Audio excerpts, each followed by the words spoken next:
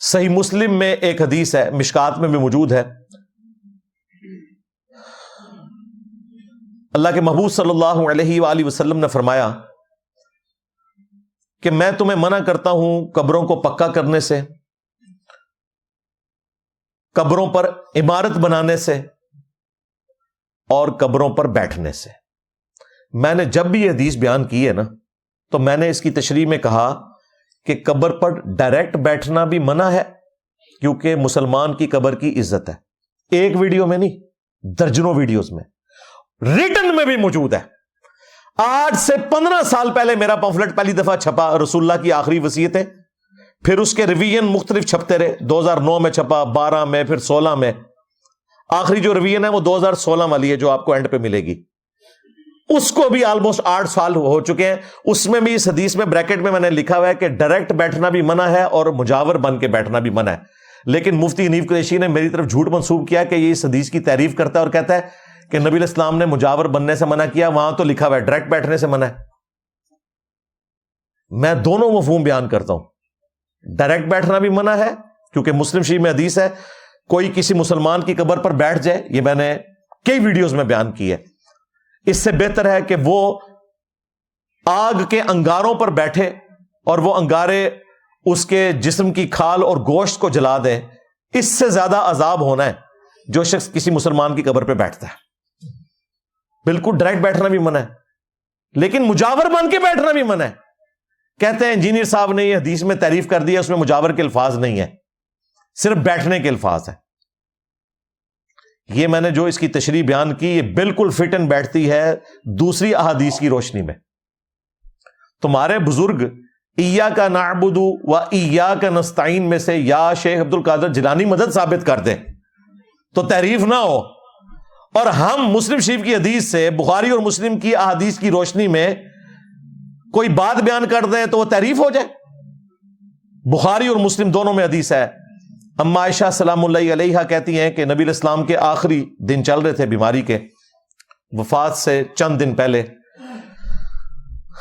آپ بیماری کی تکلیف کی وجہ سے اپنے چہرہ مبارک سے چادر بار بار ہٹاتے اور کہتے لعن اللہ الیہود والنصارى اتخذوا قبور انبیائہم مساجدا، اللہ کی لعنت ہو یہود و نصارہ پر، انہوں نے اپنے نبیوں کی قبروں کو سجدہ گاہ بنا لیا تھا۔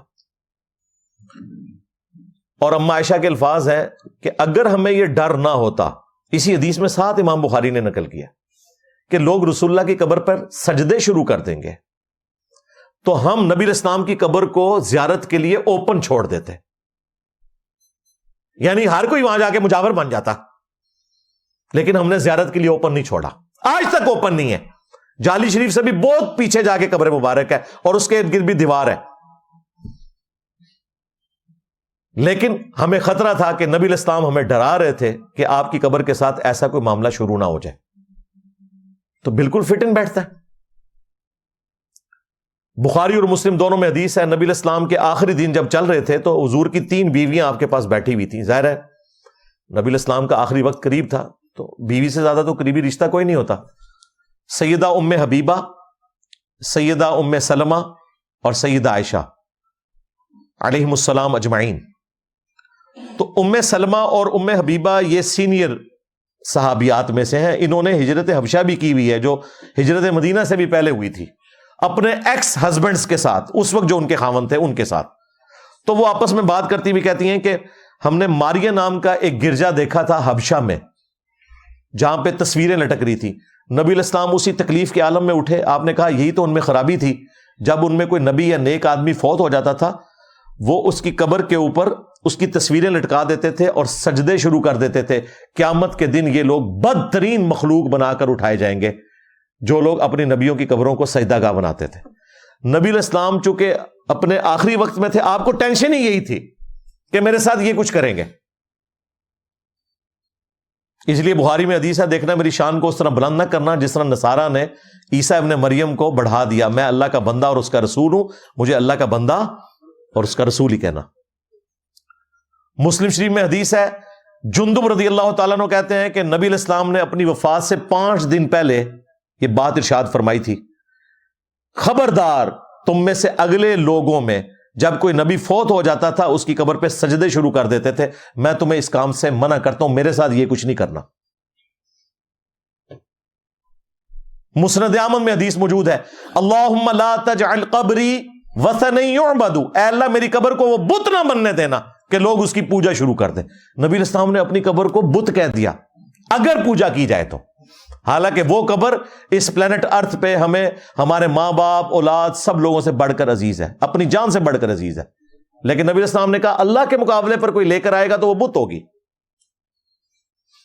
سنن نبی داؤد میں حدیث ہے, میری قبر پر میلہ نہ لگا لینا, تم دنیا کے کسی بھی حصے میں درود پڑھو گے اللہ تعالیٰ پہنچا دے گا. اللہم صلی علی محمد وعلی آل محمد. درود کے لیے بھی میلہ نہیں لگانا, تو یہ مجاور بننے کی نفی ہے. صحابہ کرام نے کوئی مجاوری نہیں کی قبر رسول کے اوپر, حاضری دیتے تھے, وہ ہمارے ایمان کا حصہ ہے. اس پلانٹ ارتھ پہ نفلی عبادات میں سب سے افضل اگر کوئی نفلی عبادت ہے تو وہ قبر رسول کی حاضری ہے.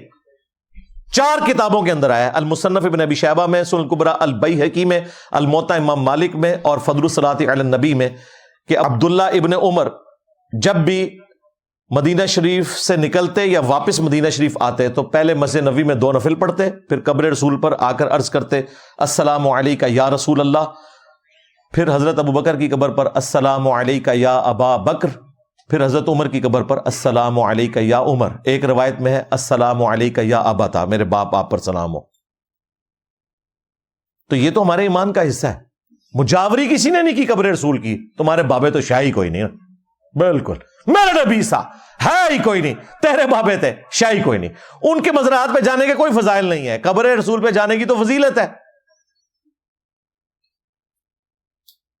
تو یہ ساری باتیں ہمارے سامنے تھی, اس لیے ہم نے یہ بات کی تھی. یہ پبلک کو دھوکہ دینا بند کرو. اللہ کے محبوب صلی اللہ علیہ وآلہ وسلم کی اپنی جو قبر مبارک ہے نا, وہ ایک بالشت ہے, صحیح بخاری میں موجود ہے اور ابو داؤد میں موجود ہے. اس کے اوپر پتھر کے چھوٹے چھوٹے سنگریزے ڈالے گئے تھے تاکہ وہ قبر اپنی اصلی حالت میں بحال رہے. اونٹ کی کوہان جتنی ہے 9 انچ, اور اس پہ چھوٹے چھوٹے پتھر ہیں. جو یہ پوڈ کاسٹ میں کہہ رہے تھے کہ جی اگر ہم پکی نہیں کریں گے تو قبریں بہ جائیں گی, تو بھائی قبر اوپر سے نہ پکی کریں, ایک بالش تک آپ اونچا کر سکتے ہیں, اس پہ سنگریزے ڈال سکتے ہیں اگر بہنے کا اندیشہ ہو, اور سائڈ پر بھی قبر کے پتھر ایک بالش کے اندر اندر لگائے جا سکتے ہیں کہ اس کی مٹی نہ بہ جائے, بالکل جائز ہے. ابو داؤد میں حدیث ہے, نبی علیہ السلام نے ایک صحابی کی قبر پہ باقاعدہ ایک پتھر بہت بڑا رکھا تھا اور کہا کہ میں اپنے بھائی کی قبر کو اس کے ذریعے پہچانوں گا. یہ بالکل جائز ہے, لیکن افضل یہ ہے کہ زمین کے برابر قبر بنائی جائے, یہ افضل ترین ہے. صحیح مسلم میں حدیث ہے, فضالہ بن عبید رضی اللہ تعالیٰ عنہ جب رومن امپائر سے جنگ کے لیے جا رہے تھے تو روڈس, آج بھی ایک جگہ ہے روڈس, وہاں پر ایک ساتھی فوت ہو گیا, ایک صحابی تھا یا کوئی تابعی تھا, تو انہوں نے اس کی قبر بنوائی اور زمین کے برابر کر دی اور کہا کہ اللہ کے نبی ہمیں یہی حکم دیتے تھے. اور یہ لوگ کہتے ہیں وہ کافروں کی قبریں تھیں, وہ تو صحابی کی قبر تھی. صحابہ کرام تو اسے افضل سمجھتے تھے کہ زمین کے برابر. اس لیے مولا علی کی حدیث ہے صحیح مسلم میں, انہوں نے اپنے دور خلافت میں ابو حیاج اسدی سے فرمایا کہ میں تمہاری وہی ڈیوٹی نہ لگاؤں جو رسول اللہ نے میری لگائی تھی, کہ کوئی بھی قبر دیکھوں اسے زمین کے برابر کر دوں جو اونچی ہو, اور تصویر دیکھوں تو مٹا دوں جو عبادت کی غرض سے بنائی گئی ہو. یہ تو مولا علی کی سنت ہے. یہ کہتے تھے کافروں کی قبریں ہیں, تو میں نے بتا دیا امام مسلم نے پہلے ہی لکھ دیا کہ کافروں کی قبریں نہیں, صحابہ کی قبریں بھی زمین کے برابر تھی. زیادہ سے زیادہ ایک بالش کی اجازت ہے. تو یہ کہنا کہ جی نشان ختم ہو جائیں گے, ہم نشان کے قائل ہیں. نبی علیہ السلام اپنی والدہ محترمہ کی وفات کے 50 سال بعد سیدہ آمنہ سلام اللہ علیہا کی قبر پر گئے, وہاں پر روئے, اور وہیں پر آپ نے فرمایا تھا کہ میں نے تمہیں قبروں پہ جانے سے منع کیا تھا, اب میں تمہیں حکم دیتا ہوں کہ قبروں پہ جاؤ تاکہ آخرت کی یاد آئے, یہ دنیا سے بے رغبتی پیدا کرتی ہیں. پھر مسلم شریف میں باقاعدہ نبی علیہ السلام کی دعا بھی موجود ہے قبرستان جانے کی, جو اما عائشہ کو سکھائی تھی. اس سے ثابت ہوا کہ عورتیں بھی قبرستان جا سکتی ہیں پردے کے اندر. السلام علیکم اہل الدیار من المؤمنین والمسلمین وإنا ان شاء اللہ بکم للاحقون نسأل اللہ لنا ولکم العافیہ. یہ دعا سکھائی ہوئی ہے. یہ کہتے ہیں نہیں مر گیا مردود، نہ فاتحہ نہ درود. اور بھائی ہم مردود تو سمجھتے ہیں مزارات پہ جانے کو، قبروں پہ جانا تو ایمان کا حصہ ہے. مزاروں پہ جانے سے تمہارے موبائل چوری ہو گئے ہیں. پچھلے دنوں خود بریلوی 2 وکیلوں نے آ کے ویڈیو میں بتایا کہ جی عرس کے دنوں میں 5000 موبائل یہاں سے چوری ہوئے ہیں. کیوں؟ بابا جی نے حفاظت کرنی چھوڑ دی ہے. پہلے تو چور بھی انے ہو جاتے سن، کوئی شاید چوک کے لے جان. اور ریٹائر ہو گئے نا بابا جی. تو یہ میرے اوپر انہوں نے الزام لگایا، اور پھر اس میں جو سکپ کیا نا، جو اصل چیز تھی کہ نبی علیہ السلام نے قبروں پر عمارت بنانے سے منع کیا. اس کو انہوں نے بیان کیا لیکن بتایا نہیں ہے کہ یہ عمارتیں بھی غلط ہیں. یہ بتاتے تو پبلک ان کو پکڑ لیتی. کہتے ہیں ٹھیک ہے قبر پکی نہیں کرنی چاہیے، چھوٹی ہونی چاہیے، یہ اونچی جو قبریں کی ہوئی ہیں یہ نیچی ہونی چاہیے. تو بھائی آپ کے تو سارے بزرگوں کی قبریں اونچی ہیں. تم خود گولڈا شریف عقیدت رکھتے ہو، میں بھی وہاں کئی سال جاتا رہا. پیر میرے شاہ صاحب کی قبر زمین سے کتنی اونچی بنائی ہوئی ہے انہوں نے. پہلے ایک تھڑا آتا ہے اتنا اونچا، پھر اوپر بھی قبر اتنی اونچی. اور حضرت علی اجویری صاحب کی قبر تو بیسمنٹ سے لا کر اوپر تک بلند کی ہوئی ہے انہوں نے. وہ تو کم از کم 25-30 فٹ اونچی قبر ہے. اور یہ وہ عمارت بنانا ہے جس کو یہ بھی غلط سمجھتے ہیں. یہ کہتے ہیں جی قبر کے اوپر آپ ڈوم بنا سکتے ہیں. ایگزیکٹ قبر کے اوپر عمارت بنانا جو ہے نبی علیہ السلام نے منع کیا تھا. وہ کہتے ہیں اعلیٰ کے الفاظ ہیں، فوق کے الفاظ نہیں ہیں. تو اس کے تحت بھی ان کے سارے بزرگوں کی قبریں فارغ ہیں. ہمارے نزدیک تو ڈوم بنانا بھی غلط ہے، ورنہ صحابہ کرام سونے کا گنبد رکھ دیتے. صحابہ کرام کی زندگی میں عبد الملک بن مروان نے نبی علیہ السلام کی وفات کے آلموسٹ 60 سال کے بعد قبۃ الصخرہ، ڈوم آف دا راک، گولڈن ڈوم، اس چٹان کے اوپر رکھا جہاں سے نبی علیہ السلام معراج پر تشریف لے گئے تھے. گنبد خضرا سے بھی کتنا بڑا وہ ڈوم ہے. کیا وہ قبر رسول پہ نہیں رکھ سکتے تھے؟ انہیں پتا تھا نبی علیہ السلام نے منع کیا. پھر نبی علیہ السلام کی پیدائش سے بھی 40 سال پہلے آیا صوفیہ کا وہ گنبد بنا ہوا ہے استنبول میں، جو اتنا بڑا گنبد ہے. حضرت عمر سونے کا گنبد بنوا کے رکھ سکتے تھے قبر رسول پر. آج کا اربوں ڈالر جزیہ ملتا تھا حضرت عمر کو رومن امپائر سے. انہیں پتا تھا نبی علیہ السلام نے منع کیا.